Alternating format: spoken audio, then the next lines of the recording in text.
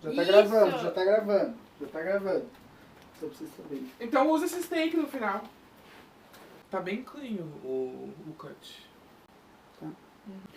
Olá, gente, eu voltei com chuva mesmo.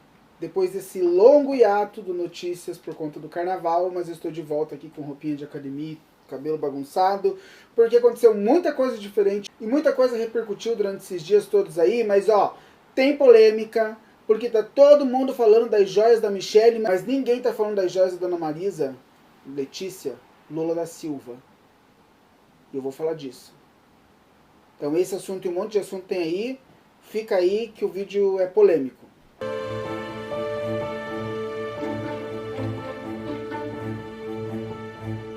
Primeiro assunto, eu vou começar falando dele, que estava ali na fila do desemprego e voltou a ter trabalho esse ano, foi reabilitado, readmitido e está trabalhando mais do que nunca, que é o Zé Gotinha.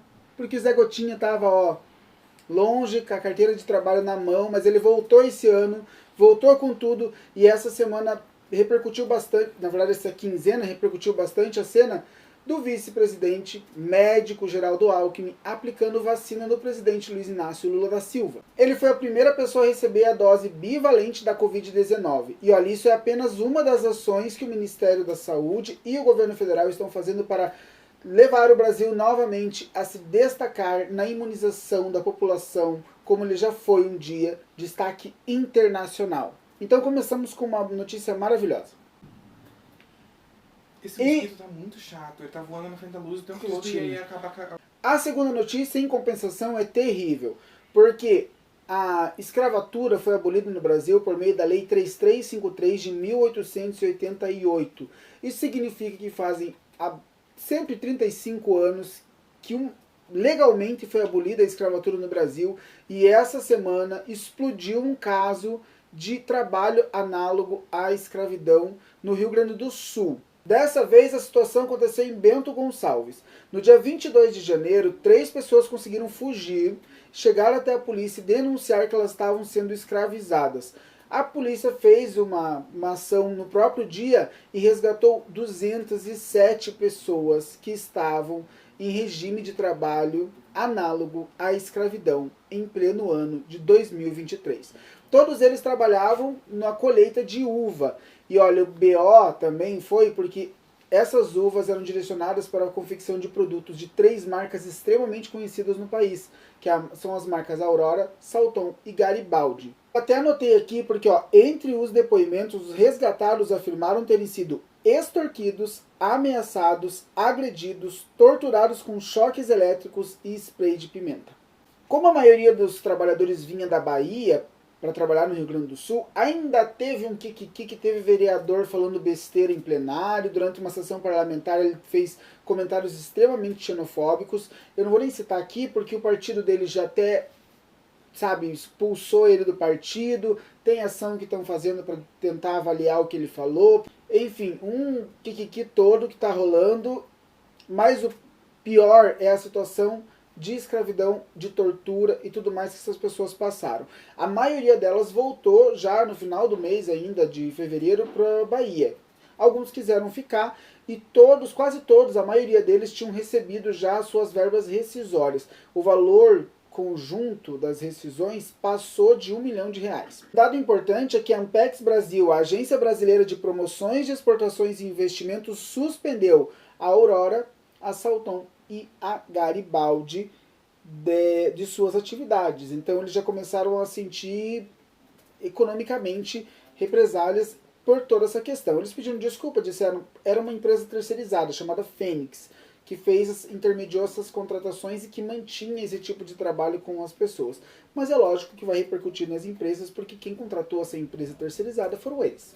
E não fizeram o trabalho de ficar acompanhando como que os trabalhadores eram tratados e tudo mais. Nessa semana também o Brasil perdeu um dos maiores cartunistas da história do país, que é Paulo Caruso. Se você, como eu, costuma assistir o programa Roda Viva, você já viu o traçado de Paulo Caruso e já conhece a figura dele. O irmão dele também é cartunista, Chico Caruso, e eles ele principalmente trabalhou muitos meios de comunicação, trabalhou em alguns jornais, ó, como Diário Popular, Folha de São Paulo, Movimento, O Pasquim e a revista Isto É. Ele publicou diversos livros, entre eles uma obra comemorativa aos 450 anos da cidade de São Paulo. E eu falei do Roda Viva porque ele estava desde o ano de 1987 no Roda Viva, desde o ano de fundação do programa. Em meio a tudo isso, teve carnaval. Se você não sabe qual a importância do carnaval na minha vida, você vai lá no canal, vai no vídeo anterior e dá uma olhadinha, porque eu fiz um vídeo só falando do pós-carnaval e como que foi o meu carnaval. Mas a notícia que eu trago aqui são as campeãs de São Paulo e do Rio de Janeiro, porque foram notícias que repercutiram nessa quinzena que a gente ficou sem conversar sobre as notícias por aqui. Em São Paulo, a campeã foi a escola de samba Mocidade Alegre, a Morada do Samba, como é conhecida. E ela trouxe para a avenida um enredo sobre Yasuke, o primeiro samurai negro do Japão. E olha, a Morada do Samba não era campeã desde o ano de 2014. Já no Rio de Janeiro, quem foi campeã foi a Imperatriz Leopoldinense, que fez uma mistura de samba com chachado, falou sobre Lampião, trouxe inclusive a herdeira de Lampião e Maria Bonita. Você tem sangue de Maria Bonita. E é bacana a gente pensar que a Imperatriz Leopoldinense deu uma guinada no carnaval, porque em 2019 ela foi rebaixada para o grupo de acesso, em 2020 ela ganhou o grupo de acesso. Lembrando que em 2021 não teve desfile, em 2022 ela ficou em 13º lugar e se consagrou como campeã. E muito disso a gente deve a uma figura que está cada vez mais bombada no meio carnavalesco, que é Leandro Vieira, o carnavalesco que ganhou e que já ganhou vários carnavais nos últimos anos, vem se destacando e se firmando como um dos principais carnavalescos do cenário atual. Antes de chegar na polêmica, eu quero pedir para você, para um pouquinho aí e dá o engajamento que a gente gosta. Não sei se você já curtiu o vídeo, curte pelo amor de Deus e manda para quem você conhece, para quem você gosta, para quem você não gosta também, manda para todo mundo. Aproveita, engaja, comenta, manda nos grupos do Zap aí, enfim. E você segue o canal? Merda.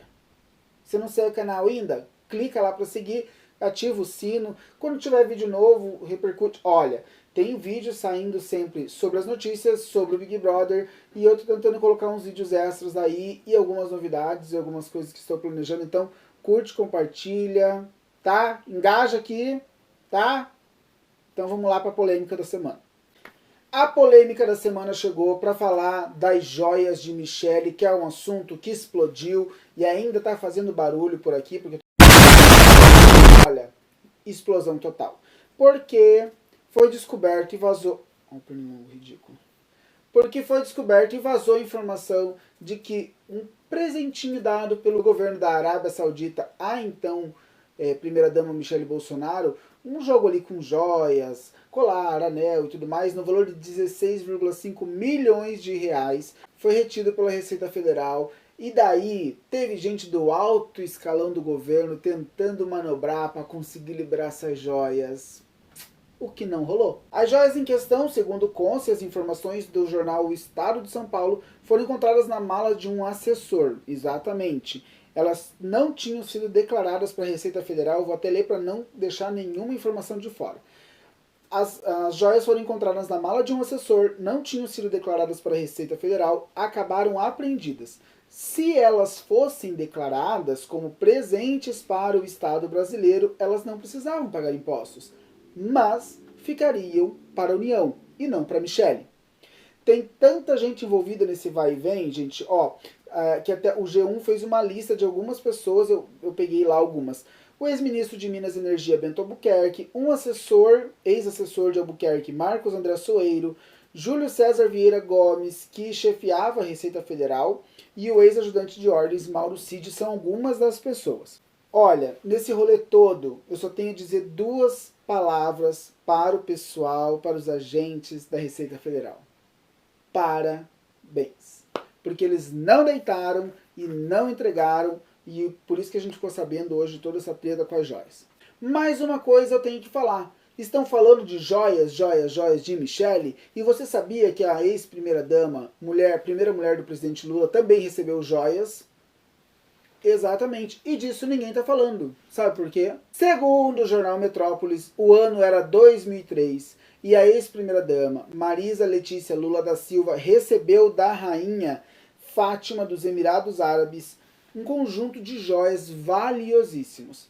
Ela aceitou o presente, mas chegando no Brasil, ela abriu mão deles para a União. Você sabe por que ela aceitou? Porque se ela não aceitasse, estando fora do país, em um outro país, em outra realidade que não é republicana, poderia soar mal e essa recusa das joias poderia ser entendido como um incidente diplomático.